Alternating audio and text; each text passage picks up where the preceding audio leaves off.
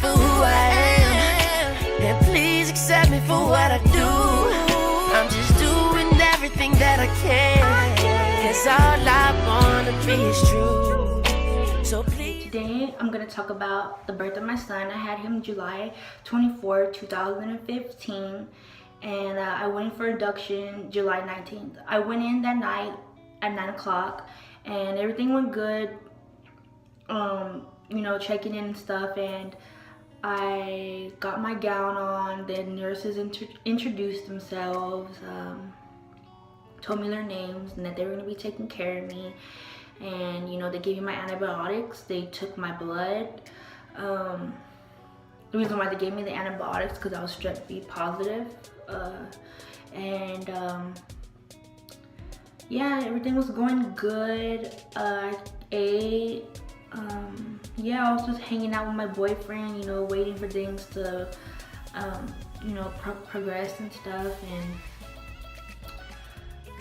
they came in around 11:30, 12, and they told me that they could not go on with the inducement because my blood pressure was high. And when you think of high blood pressure, you think of them wanting to get the baby out, but that wasn't the plan for them. But I didn't know what was the plan for me. They came back in and told me that I needed to take this big old horse pill. It was like this big. And I was like, what is that for? And then the other nurse that was next to the other nurse trying to give me the pill was like, I'm sorry, sweetie, but you have herpes. Oh my God, I could not believe what they were telling me. I could not believe it. My boyfriend was asleep. I didn't tell him nothing at all. I didn't want him to know because I didn't want him to freak out and it not be true. I was like, that cannot be true. And then so they're like, the doctor has to come in and talk to you tomorrow. And I was like, oh, okay. And then so the doctor comes in the next morning, talks to me. My mom's at the hospital with me that day, and my boyfriend, and the doctor comes in and it's like, Lauren, you have HIV. She said from your blood results, your white blood count was really high. And she was like, it could be HIV most likely, or it could be cancer or something else. But my mom's like, no. My daughter cannot have HIV. You're gonna get her blood drawn somewhere else at a different lab, not the hospital's lab, somewhere else. So they released me from the hospital, and I go and get my blood drawn. And you know, I wait about 3 days. Those 3 days seem like forever because, you know, something that traumatic is something, you know, that bad, you're really nervous. And my boyfriend during that time, he was really sad, and he just like, he don't know how it could be true.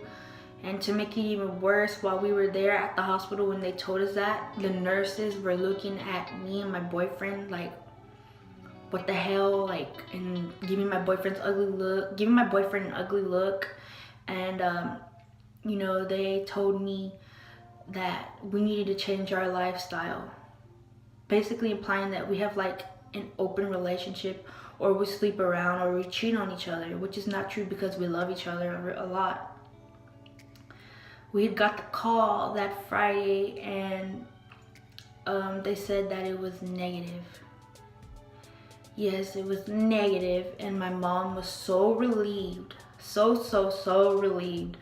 And she was mad, she was cussing, but overall she was really relieved. That night that I got the call, I came in to, you know, redo my induction, and that didn't go as planned as it should have. I wasn't progressing.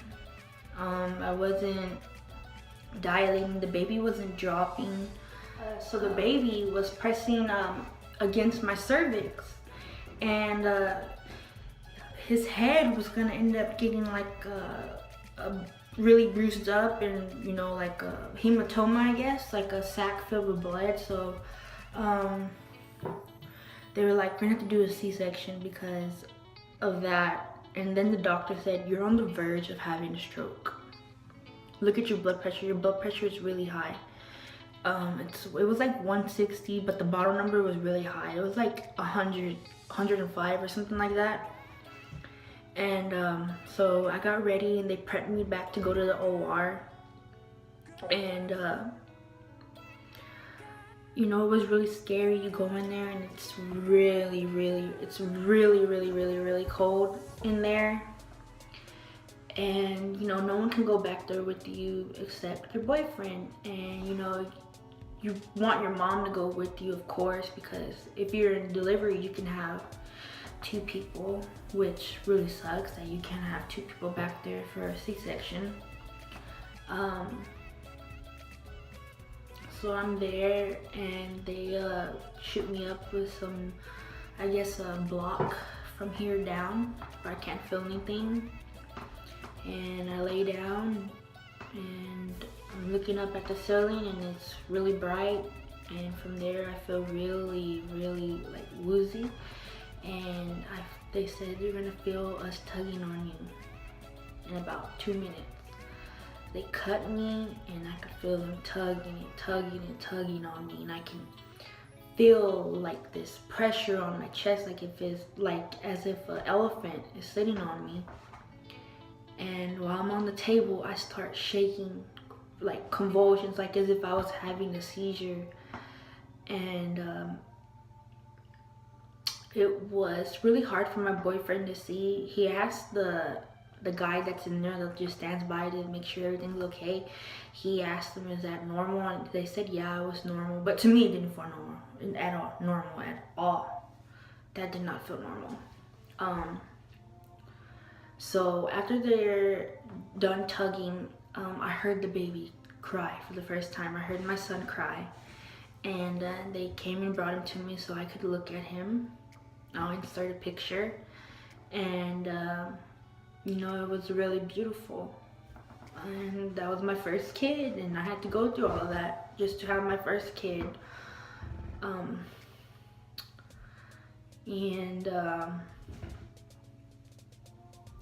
You know, it was all worth it. When it was all done, it was really worth it. And they finished sewing me up. They put me back in my room. And I remember them coming in and trying to flip me over so they can give me suppositories, because they said I was bleeding internally. I was hemorrhaging or something like that. And luckily the pills, they stopped the hemorrhaging. I had got put on magnesium for the blood pressure, and so I wouldn't have a stroke. That felt like I had the flu the whole entire time. I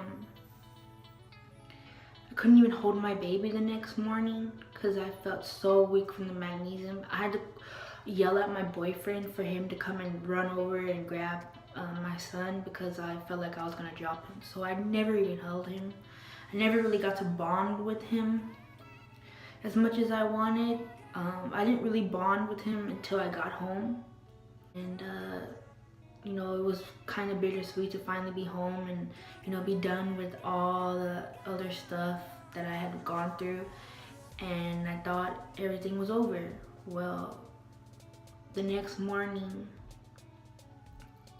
the night that I got home, I started feeling dizzy. I would like shake back and forth, and my face was really red and everything.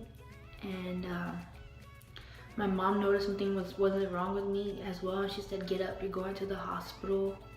And I get up and go to the hospital. They check my scar, and it was infected. I had an infection and I needed to be put on antibiotics, and I was in the hospital for another week. So I got another week taken away from me and my son being able to bond and stuff like that. And you know, when you get an infection, it's really serious because you could die. You could lose your life. They told me I was gonna die before I even had my baby, that I had HIV. They basically said that me and my son and my boyfriend, we were all gonna die. But thank God none of that was true. And you know, me and my son and my boyfriend boyfriend. We're all doing well today, and I have another daughter. Her name's Aubrielle. And yeah, I will give you all a video of her birth story too as well. So subscribe to my channel and click the notifications bell so you can see my daughter's birth story when it first uploads. And yeah, thanks guys. I'll see y'all later. Bye. All I wanna be is true. So please accept me for who I am, and please accept me for what I do.